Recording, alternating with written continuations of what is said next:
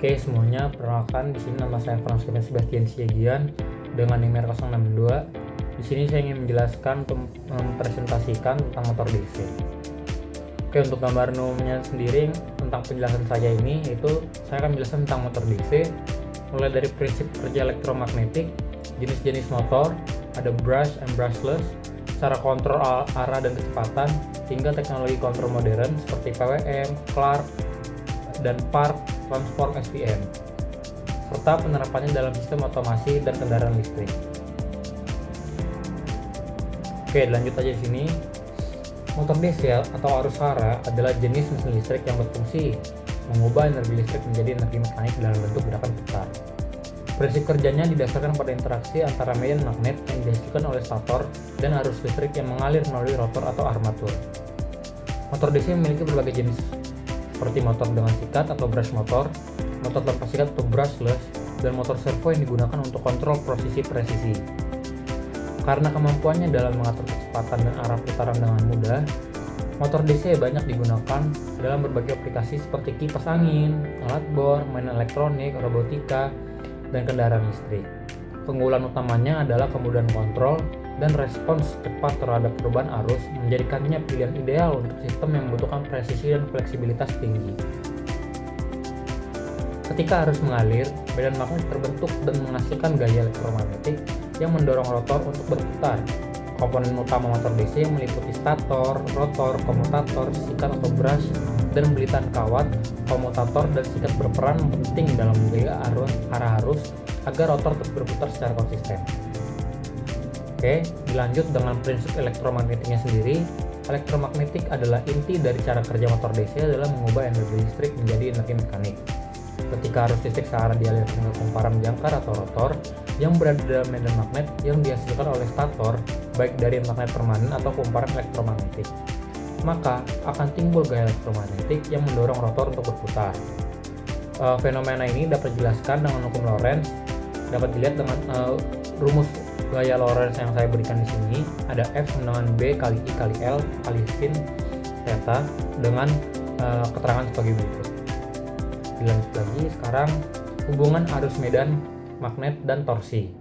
Dalam motor DC, torsi yang dihasilkan merupakan hasil interaksi antara arus listrik, medan magnet, dan konduktor pada lilitan. Ketika arus listrik mengalir melalui lilitan jangkar, timbul gaya Lorentz akibat adanya medan magnet dari kutub motor. Besarnya gaya ini sebanding dengan besar arus dan kecepatan flux magnet yang memotong penghantar. Gaya yang bekerja pada konduktor tersebut kemudian menghasilkan momen puntir atau torsi pada poros motor. Dengan demikian, semakin besar arus jangkar yang mengalir atau semakin kuat medan magnet yang dibangkitkan oleh kutub, maka torsi yang dihasilkan juga semakin besar. Hubungan ini menunjukkan bahwa torsi motor DC berbanding lurus dengan arus jangkar dan flux magnet dan flux medan magnet. Di sini ada motor brush.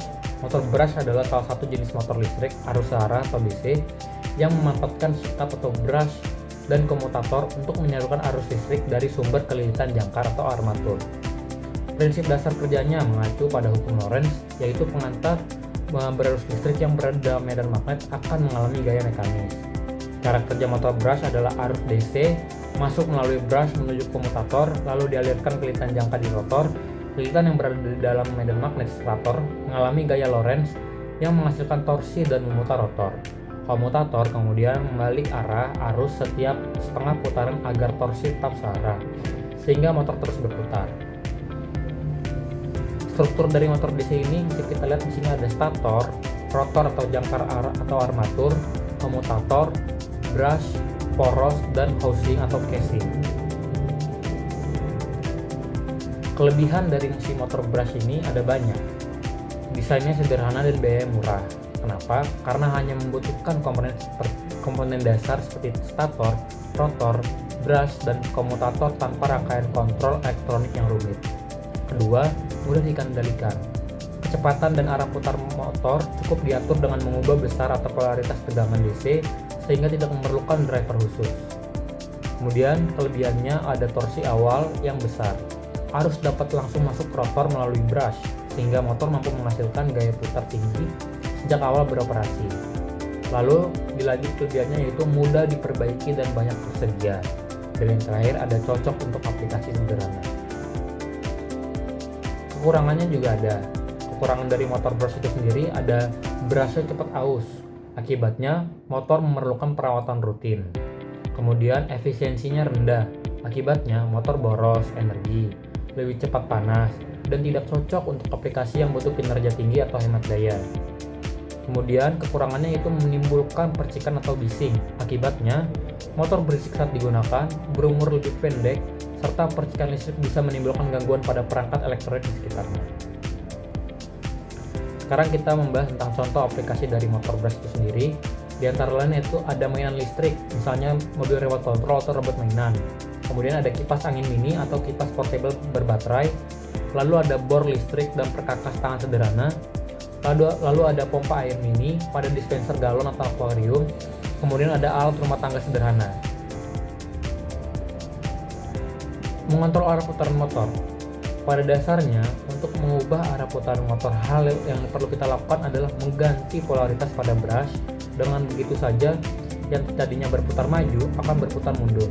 Namun, dalam penerapannya mencabut kabel dari motor kemudian menukarkannya dan memasangnya kembali bukan suatu hal yang praktis untuk dilakukan. Maka dari itulah muncul rangkaian yang bernamakan H-bridge. H-bridge adalah rangkaian elektronika berbentuk huruf H yang digunakan untuk mengatur arah dan kecepatan motor DC.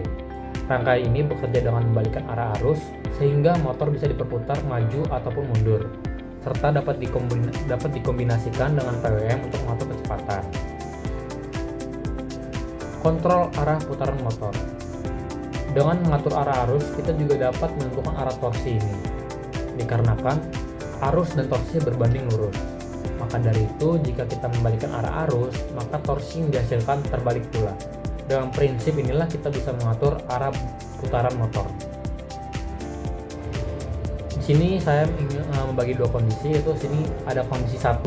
Untuk mengalirkan arah arus dari kiri ke kanan motor, maka yang harus kita lakukan yaitu menutup saklar kiri atas dan kanan bawah, di mana dua saklar atas merupakan positif dan dua saklar bawah merupakan ground. Dengan itu, maka motor akan berputar maju sesuai arah arus. Kemudian di kondisi kedua, sebaliknya untuk mengalirkan arus dari kanan ke kiri, maka yang harus dilakukan yaitu menutup saklar kanan atas dan saklar kiri bawah. Ini menjadikan arus mengaliri dari kanan ke kiri motor dan torsi motor berputar mundur sesuai arus yang masuk. Dengan cara tersebut kita sudah mengetahui bahwa bagaimana cara mengontrol arah putar motor. Selanjutnya bagaimana cara mengatur kecepatan putarannya. Sekarang saya ingin membahas kondisi yang tidak boleh dilakukan. Yang tidak boleh dilakukan yaitu hal yang tidak boleh dilakukan pada H-bridge, yaitu menutup saklar atas dan bawah di sisi yang sama. Ini dapat menyebabkan konsleting yang dapat merusak komponen elektriknya. Mengatur kecepatan putaran motor menggunakan PWM.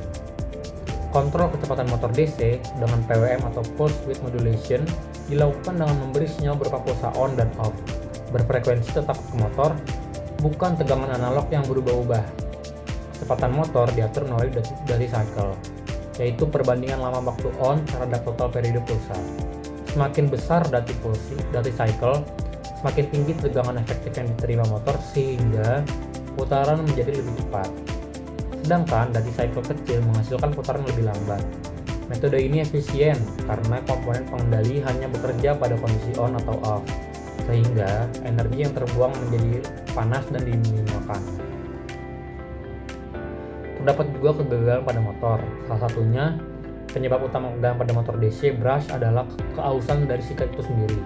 Sikat karbon berfungsi mengantarkan arus listrik dari sumber daya menuju komutator, sehingga lilitan armatur dapat bekerja, namun karena sikat selalu bergesekan dengan komutator yang berputar, lama-kelamaan material sikat akan terkikis.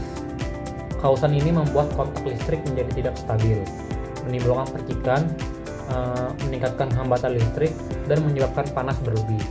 Akibatnya apa? Motor bisa kehilangan efisiensi, menimbulkan suara berisik, bahkan berhenti bekerja apabila sikat sudah terlalu aus dan tidak lagi menyentuh komutator dengan baik. Oleh karena itu, motor brush membutuhkan perawatan rutin, termasuk pengecekan dan penggantian sikat karbon secara berkala. Oke, di sini bisa dilihat tips untuk pemeliharaan motornya. Saat arus melewati kumparan, maka akan terjadi pemanasan Joule, yaitu kehilangan energi resistif yang akan menjadi panas pada kawat. Dengan itu, maka kita harus mengawasi peningkatan panas kita. Karena ketika panas melewati suhu 150 derajat Celcius, maka insulasi kawat akan meleleh dan kumparan akan saling terhubung dengan pendek mengakibatkan kerusakan pada motor. Perpindahan suhu yang keluar beda suhu dibagi resistansi total. Bisa dilihat rumusnya seperti ini. Maka jika kita mau mendorong lebih banyak arus tanpa membuat motor kita panas, kita perlu mengurangi resistansi thermal sebanyak mungkin. Namun sangat sedikit yang bisa kita lakukan untuk memindahkan panas di rotor dan stator. Maka dari itu muncullah inovasi motor tanpa sikat atau brushless. Tidak seperti motor brush yang menangi komutasi melalui kotak fisik yang ditentukan oleh rotasi, motor brushless mengandalkan elektronik yang dikendalikan oleh komputer untuk melakukan komutasi. Maka dari itu kita perlu khawatir mengenai kualitas komutasi kita yang menurun seiring berjalannya waktu.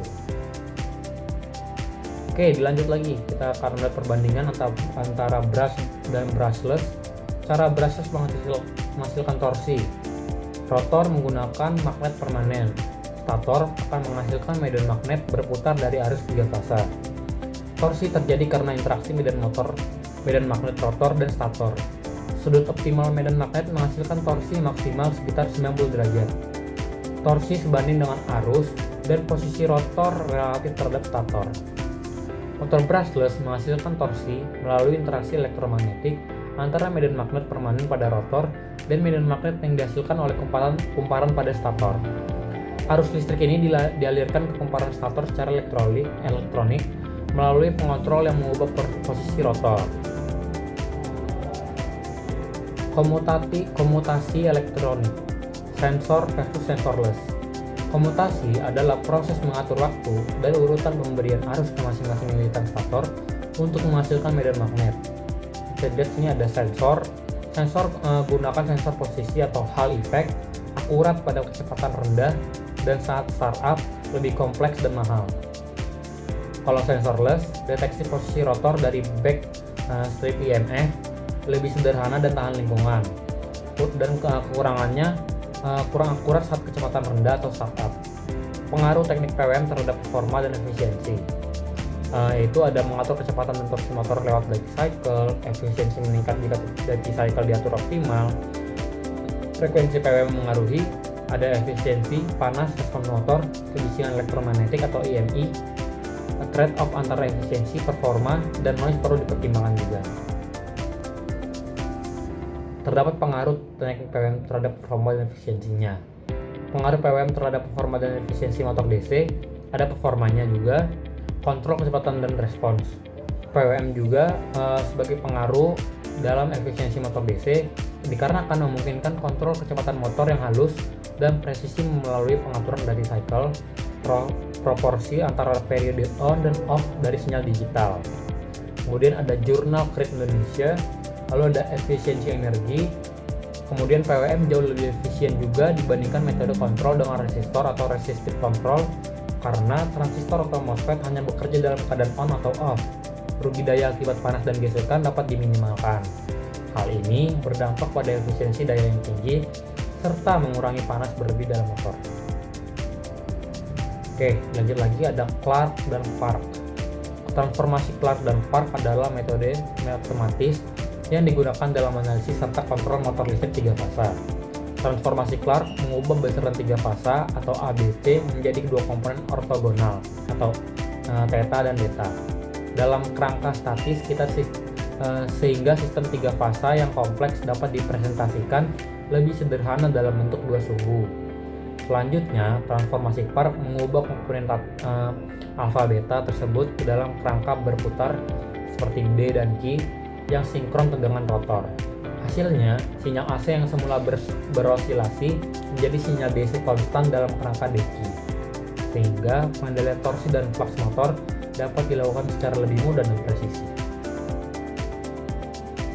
Kemudian ada konsep Space Vector Modulation atau SVM untuk kontrol presisi. Konsep ini yaitu adalah metode modulasi yang digunakan dalam pengendalian motor AC, seperti induksi dan motor sinkron, untuk menghasilkan sinyal tegangan yang lebih halus dan efisien dibandingkan metode PWM konvensional. SVM bekerja dengan merepresentasikan sistem 3 fasa atau ABC dalam bentuk vektor ruang atau space vector pada bidang 2 dimensi hasil transformasi Clark tadi, theta, alpha, beta. Dengan cara ini, gelombang sinusoidal yang diinginkan dapat didekati menggunakan kombinasi vektor-vektor tegangan dasar inverter. Keunggulan utama SVM adalah kemampuannya memaksimalkan pemanfaatan tegangan DC bus sehingga sekitar 15% lebih tinggi dibandingkan PWM sinusoidal biasa. Oke, lanjut lagi. Datasheet motor DC adalah lembar data teknis yang diterbitkan oleh pabrikan dan berisi informasi detail mengenai spesifikasi karakteristik serta parameter kerja motor DC itu sendiri. Dokumen ini berfungsi sebagai acuan untuk memahami kemampuan atau batasan dan cara penggunaan motor agar sesuai dengan kebutuhan aplikasi yang ingin kita gunakan. Secara umum, datasheet motor bisa kita bagi menjadi dua, yaitu dimensi mekanis dan karakteristik elektromekanis. Dimensi mekanis berisi gambar fisik motor yang akan menjawab pertanyaan apakah motor ini akan bekerja untuk saya secara spasial, apakah ini akan muat di tempat saya inginkan. Jika iya, lanjutkan pertanyaan apakah ini melakukan apa yang aku inginkan. Datasheet akan menjawab apakah motor ini bisa melakukan apa yang saya inginkan. Ini berisi spesifikasi yang nantinya menjadi pertimbangan untuk penggunaannya. Variabel pertama bisa kita lihat di sini. Yang biasanya terancam adalah tegangan nominal atau nominal voltage. Tegangan nominal adalah tegangan di mana semua nominal lainnya dihitung. Ini umumnya tolak ukur balik, di mana kita bisa menentukan tegangan berapa yang diperlukan motor. Namun kita bisa menggunakan tegangan di atas maupun di bawah dari nominal voltage, asalkan kita tidak mengabaikan karakteristik lainnya. Oke, di sini saya ingin menjelaskan juga itu mengenai feedback controlnya. Konsep feedback control pada motor DC adalah suatu mekanisme pengendalian yang bekerja dengan cara membandingkan nilai keluaran aktual motor seperti kecepatan atau posisi dengan nilai yang diinginkan atau set point. Jika terdapat perbedaan atau error, sistem akan memberikan koreksi agar motor DC dapat mencapai kondisi sesuai target. Namun, kontrol P akan sering meninggalkan error sisa.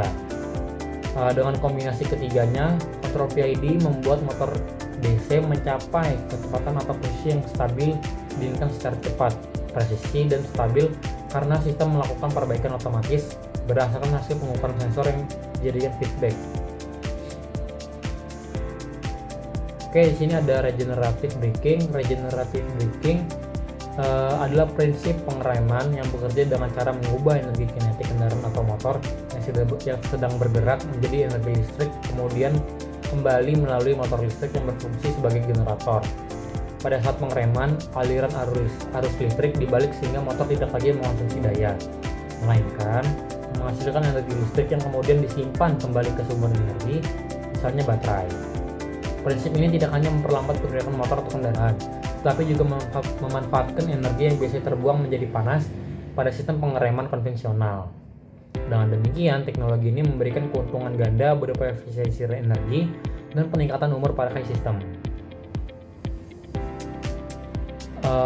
Mungkin itu saja yang ingin saya jelaskan pada presentasi kali ini. Untuk kesimpulan atau poin-poin utama dari yang penjelasan saya tadi, motor DC merupakan teknologi penting dalam otomasi dan kendaraan listrik karena mudah dikontrol, respons cepat, dan fleksibel. Motor brush cocok untuk aplikasi sederhana namun butuh perawatan rutin. Kemudian kalau brushless lebih efisien, tahan lama, dan digunakan pada aplikasi modern. Teknik kontrol modern seperti PWM, FOC, dan SVM meningkatkan efisiensi dan presisi.